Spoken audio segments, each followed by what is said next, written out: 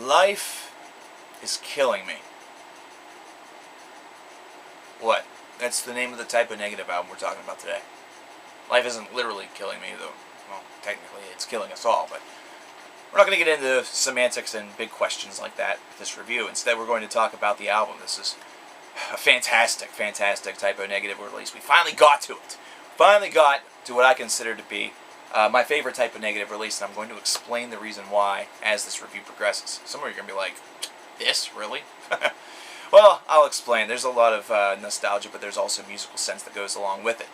With this album, after, of course, the depressing world coming down, Type O Negative re-entered the studio, and the original entitlement of this album was going to be The Dream Is Dead. However, it is not dead whatsoever. There was one album that came after this, and the overall process that went along the recording of this album was the fact that World Coming Down was a really uncomfortable release. It was something that Peter Steele found a lot of discomfort and, ill at ease. He was very ill at ease whenever the creation of that album was taking place. So whenever they returned into the studio, it was time to craft the next release, and he was aiming not to make this nearly as personal as the previous affair was.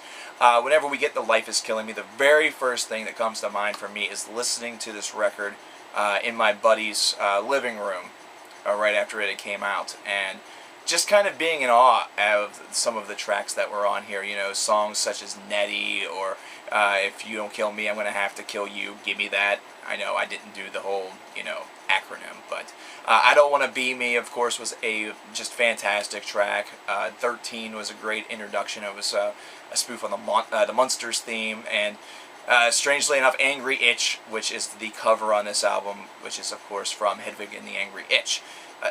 Overall, this is one of those albums that you almost have to determine as not so much the pinnacle or the very what you would expect from a Type O Negative album. However, it is one that certainly showcases all of the things that this band does extremely well, only they do so kind of going against the grains of what they had done previously in slight, small, little droves.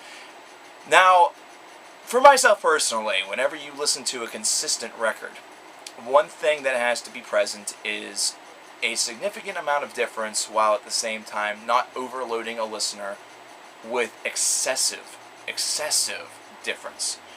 I know, it almost sounds like I'm treading a fine line between, being a hypocrite. However, the reasoning for that is you have to have a sweet spot. Kind of like a baseball hitter has to hit the ball in the sweet spot if he wants to hit a home run. If you have not enough in the way of change, if a release is very monochrome, then you suffer a listener becoming bored of hearing the same thing over and over again. However, if you have a release that contains far too much in the way of difference, one where you really are crossing the spectrum to and fro willy-nilly at all times, and there is absolutely nothing that really brings it all together, then you have the problem of the record becoming just oversaturated with difference, and you distance yourself from your listeners also. With this album, Type O Negative was able to find that sweet spot. They were able to channel up some of that aggression, some of that fast, punky sound that you heard from the earlier albums, and of course from the Peter's work in Carnivore, with songs such as I Don't Want to Be Me, such as Angry Itch, and I Like Goils. So this is something that they were able to bring back, and you also hear the things that they've been good at with albums such as October Rust and Bloody Kisses, on songs such as Todd Ship's Gods, and like I said, the aforementioned Nettie, We Were Electrocute. Once again, Gimme That comes in once again, and overall, this album is able to juggle that very, very nicely, and that is why I believe this is my favorite Type O Negative record. This is one of the albums in their catalog, but probably the album most that I could listen to on repeat over and over again, with the second of those probably being October Rust or Bloody Kisses. It's very close, and surprisingly enough, World Coming Down is in there as well. This album features tracks that seem to have a little bit more of an accessible nature to it. However, this album also contains a lot of interesting, background. For example, Todd Ship Gods and Nettie both are actually the names of Peter Steele's parents. So with that, you are getting a little bit of insight into his personal life once again, albeit with a little bit of a different charm, or really with more of a positive charm than you heard on the previous album, World Coming Down, or in the past, where he spoke about bad relationships or things like that. However, also with this album, you hear many pop culture references to people such as Wilma Flintstone and the like, and once again, this is that pop culture kind of black humor thing that you're hearing in a couple of the tracks, and just the flow of this album is exquisite. Whenever you get the songs such as Nettie and We Were Electrocute, and of course Give Me That, I bring that song up so much because I love it. You have such a nice consistency where everything feels really interconnected, that it just really flows nicely, and you don't want to stop it because every single one of the songs seems to be a winner. You could almost argue that there's a bit of a positive charm to the musical composition and the seductive way that Peter is singing on this release. Almost like after crafting a dark masterpiece like World Coming Down, they had to go with something that was a little bit more lighter, almost to have the yin and yang effect balance out. Have World Coming Down, which is just deathly ill in depression, go to Life Is Killing Me, which is ironically kind of more of a lighthearted album.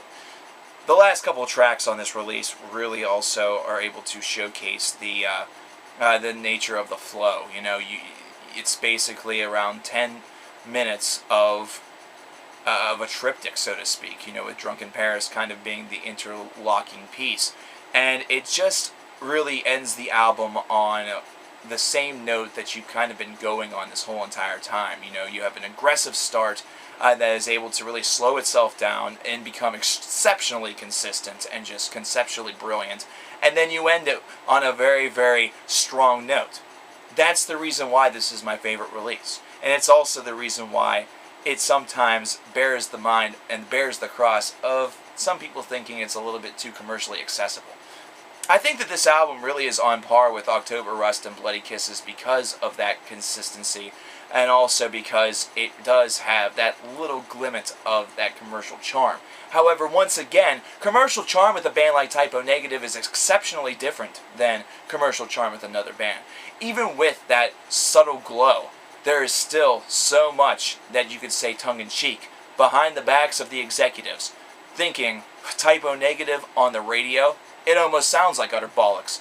It almost sounds like something that nobody would like because it's just very, very dark. It's different than these positive, uplifting messages that you hear on the radio. Well, it happened. Not to mention, it continues to happen every so often. You still hear songs such as Black Number 1 and occasionally I Don't Want to Be Me. In fact, I think it was either I Don't Want to Be Me, the very first couple of notes, was in GTA. So yeah, there was a lot of accessibility to this, and people loved it. People still love it. This is one of those albums that my buddy and I will always chuckle about, because he remembers whenever he got it, and I remember whenever I purchased my copy. It was whenever I was in Los Angeles, California, at the University City Walk, and it was definitely a great night. It was also the night whenever I got Godless Savage Garden by Dimmu Borgir, but that's not who we're talking about. Well, it's time for me to stop blabbering on about my favorite Typo Negative record. It's time for me to complete the idea that Life Is Killing Me and move on to the final chapter of our Typo Negative discography. Feels like I just began this, mainly because I did. However, the triumphant career of this band is about to come to its conclusion after a short hiatus, and we'll get to that.